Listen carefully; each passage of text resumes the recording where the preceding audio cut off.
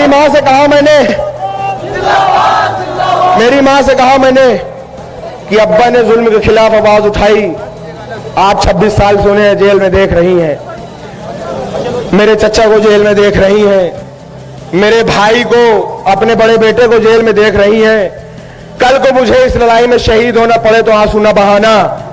तो उन्होंने जवाब दिया कि तुम्हारे बाद मेरे 3 बेटे और हैं, और उसके बाद मैं अपना आंचल फाड़ कर उसको परचम बनाऊंगी, लेकिन अल्लाह के सिवा किसी के सामने सर न झुकाऊंगी।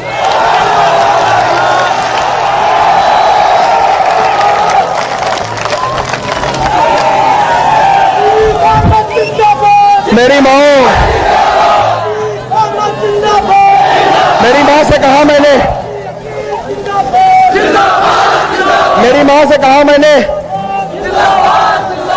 माँ से कहा मैंने कि अब्बा ने जुल्म के खिलाफ आवाज उठाई।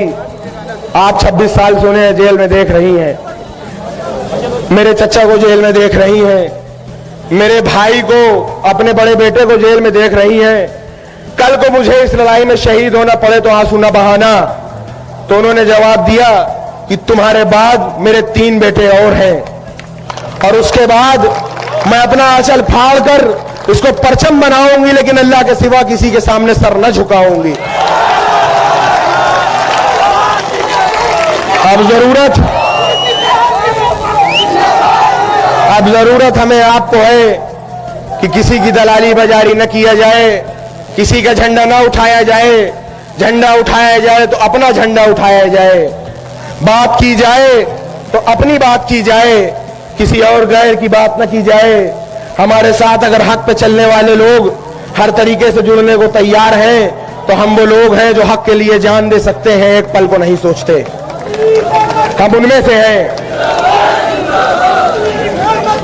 आज के बाद ऐसा करिए कि कोई नेता ये न कहे कि जाओ लग जाओ काम करो, नेता ये कहे कि हमारे साथ जुड़ जाइए, काम कर लीजिए।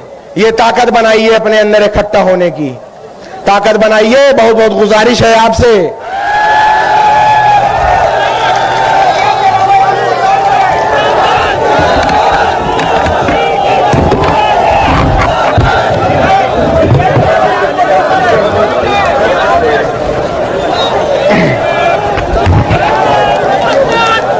अस्सलाम वालेकुम और आदाब।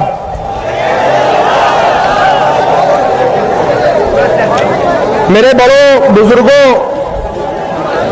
मुझे खुद बड़ा अजीब सा लग रहा है कि मैं आपका कल का बच्चा आकर इस मंच पर एक सियासी भाषण दे रहा हूं।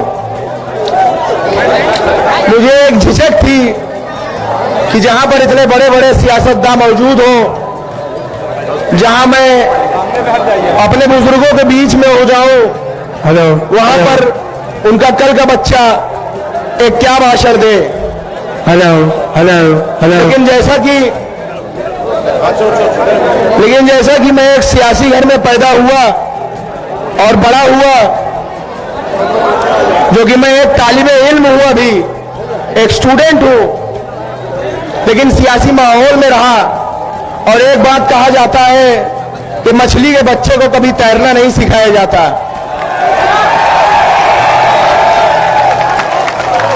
वही खून मेरी भी रगों में है, वही हौसला, वही ताकत, वही जज्बात मेरी भी रगों में है, लड़ने की कुव्वत मेरी भी रगों में है। उसी बाप की औलाद हूं मैं भी।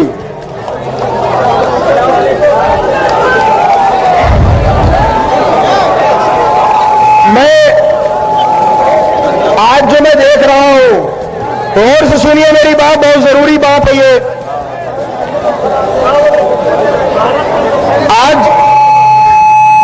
आज इतने दिनों से मैं देख रहा हूं और एक जमाने से देखता आ रहा हूं, और अपने अब्बा से बात करने के बाद, और उन्होंने कहा कि एक लीडर हिंदुस्तान में है, इतना अपडेटेड, इतना हाईली लर्नेड लीडर मैंने अपनी जिंदगी में नहीं देखा। इतना अप टू डेट रहने वाला लीडर मैंने अपनी जिंदगी में नहीं देखा।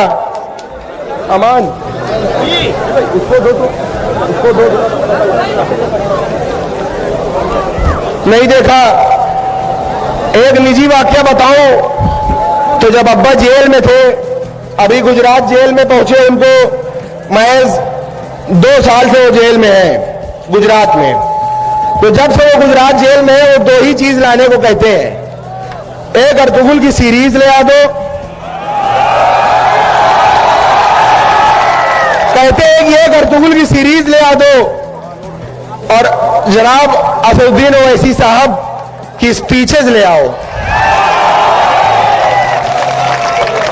यहां तक कि ये जुनून उनकी स्पीच को सुनने का कि जो जब सांसद थे उस समय के जो अब्बा के पीए थे, उनको दिल्ली में कहलाया कि जब मैं सांसद था और उससे पहले उस जमाने के जो असदुद्दीन ओवैसी साहब की स्पीचेस हैं वो मुझे पेन ड्राइव में करके जेल भेजो, ये तक कहलाया गया।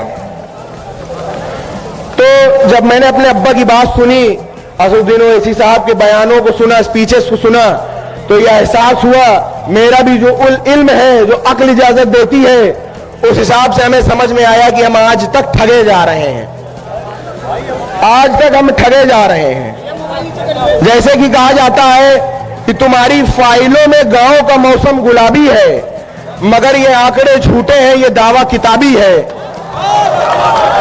समझ लीजिए कि इसी तरह से हम लोग ठगे जा रहे हैं और झूठ बोला जा रहा है। हम तो वो हैं जिन्होंने इतने साल वोट दिया है, हमारे आपके बाप दादाओं ने इनको वोट दिया है।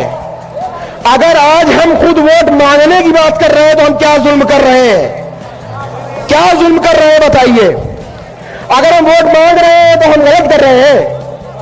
हमारे साथ अगर हमारे हिंदू भाई, मुसलमान सब साथ में हैं, हिंदू भाई हैं, सिख भाई हैं, ईसाई भाई हैं, उनको ये पार्टी अगर मौका देने की और उनको हिंदुस्तान को कॉन्स्टिट्यूशन पे चलाने में दखल देने की बात करती है और सबको लेकर साथ चलने की बात करती है, तो अगर हम आजादी के 75 साल के बाद अगर हम अपना हक मांग रहे हैं तो क्या गलत कर रहे हैं।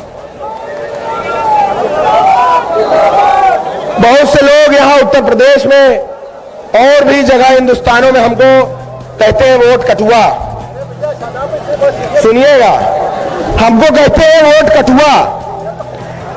बीजेपी और आरएसएस ने पूरे हिंदुस्तान में हमें कटुआ कटुआ कह के सरकार बनाया है सेंट्रल में, कटुआ कटुआ कह के सरकार बनाया सेंट्रल में। अब ये यूपी में वोट कटुआ कह के सरकार बनाने जा रहे हैं। तो हम चलिए, अगर हम कटुआ कहलाए जाने से कभी शर्माए नहीं, हम कभी नहीं शर्माए, तो वोट कटुआ कहलाए जाने से क्या शर्माएंगे। कहते हैं ये लोग वोट कटुआ, और सबसे ज्यादा तकलीफ तब होती है जब अपने कुछ भाई भी उसी में शामिल हो जाते हैं। हम इधर 22% है 100 में, 100 में हम 22% हैं। यहां कोई 7 है, कोई 8 है, कोई 10 है। हम वोट का समंदर है, वो वोट का नदी और नाला है। हम वोट का समंदर है, वो वोट का नदी और नाला है। तो क्या कभी समंदर को नदी और नाले रास्ता दिखाते हैं? कि नदी और नाले आके मिलते हैं समंदर में, आके ये मिलते हैं हमें, ना कि हम इनसे गुजरते हैं। ये अपने अंदर एक एहसास लाइए, कभी किसी से कम ना समझिए। एक नारा रखिए कि हम पर क्यों कटुओं का नारा है, अरे 100 में 22 हमारा है। हम पर क्यों कटुओं का नारा है, 100 में 22 हमारा है।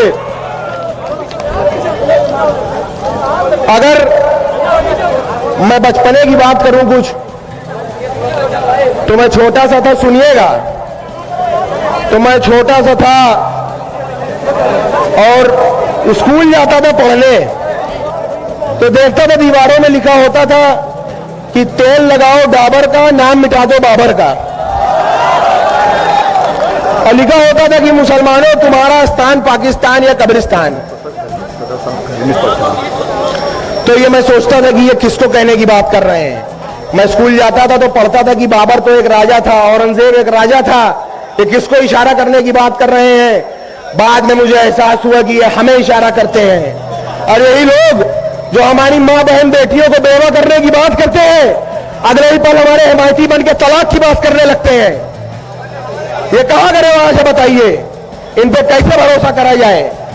आप खुद सोचिए कि एक तरफ हमारी मां बहनों को बेवा कर रहे हैं, दूसरी तरफ तलाक की बात कर रहे हैं। यकीन करने लायक है कि नहीं है ये लोग? आप बताइए। और हमसे बड़ा देशभक्त कौन है? हमारे पास चॉइस थी, चाहते तो जा सकते थे। कौन है हमसे बड़ा देशभक्त? चॉइस थी, हमारे पास जा सकते थे लेकिन रुक गए। हम वो नहीं है जो कराची चले गए, उनमें से नहीं हम रुक गए। चाहते तो चले जाते बाप दादा हमारे, लेकिन नहीं गए, रुक गए। और हमारी पुश्तें यही दफन होंगी इंशाअल्लाह इसी मिट्टी में। ये हमसे वफादारी का सबूत मानते हैं, वफादारी का सबूत मानते हैं ये लोग। और ये भी सुन ले कि जरूरत पड़ेगी तो इसी मिट्टी के लिए कुर्बानी भी देने को हम हाजिर हैं, कुर्बानी भी देंगे हम। और हमारा मजहब भी सिखाता है कि जहां रहो उसके वफादार रहो, वफादार रहना जरूरी है। और ये अब्बा ने तब भी कहा था कि ये लोगों, ऐ सियासतदारों सुन लो, हम सीने पे गोली खाएंगे, मुरली मनोहर जोशी तुम सीने पे गोली नहीं खाओगे। ये अब्बा ने बोला था। सन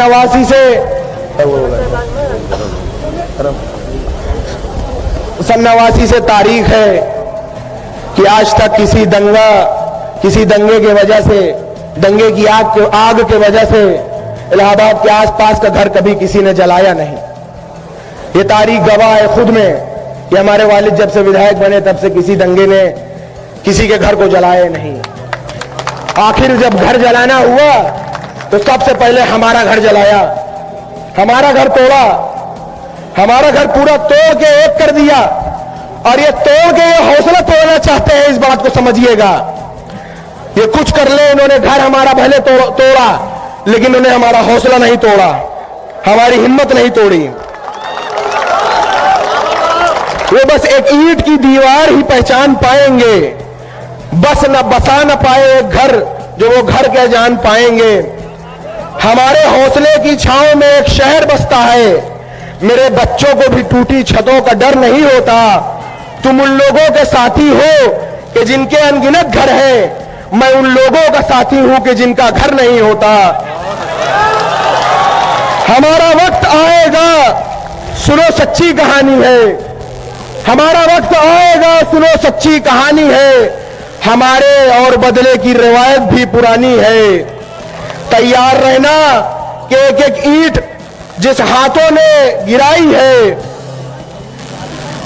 तैयार रहना कि एक एक ईंट जिन हाथों ने गिराई है, एक एक ईंट उन्हीं हाथों से वापस लगवानी है।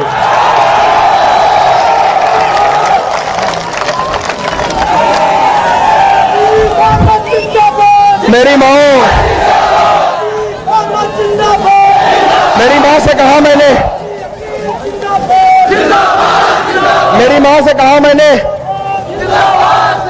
मेरी मां से कहा मैंने कि अब्बा ने जुल्म के खिलाफ आवाज उठाई, आप 26 साल से उन्हें जेल में देख रही हैं, मेरे चचा को जेल में देख रही हैं, मेरे भाई को, अपने बड़े बेटे को जेल में देख रही हैं।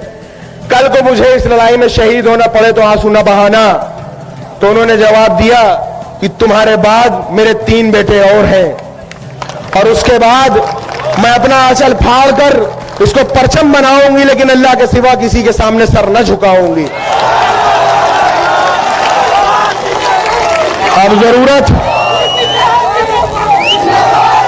अब जरूरत हमें आपको है कि किसी की दलाली बाजारी न किया जाए, किसी का झंडा ना उठाया जाए। झंडा उठाया जाए तो अपना झंडा उठाया जाए, बात की जाए तो अपनी बात की जाए, किसी और गैर की बात न की जाए। हमारे साथ अगर हक पे चलने वाले लोग हर तरीके से जुड़ने को तैयार हैं तो हम वो लोग हैं जो हक के लिए जान दे सकते हैं, एक पल को नहीं सोचते। हम उनमें से हैं। आज के बाद ऐसा करिए तो कोई नेता ये न कहे कि जाओ लग जाओ काम करो, नेता ये कहे कि हमारे साथ जुड़ जाइए, काम कर लीजिए। ये ताकत बनाइए अपने अंदर इकट्ठा होने की। ताकत बनाइए। बहुत बहुत गुजारिश है आपसे कि इस संगठन को मजबूत करिए।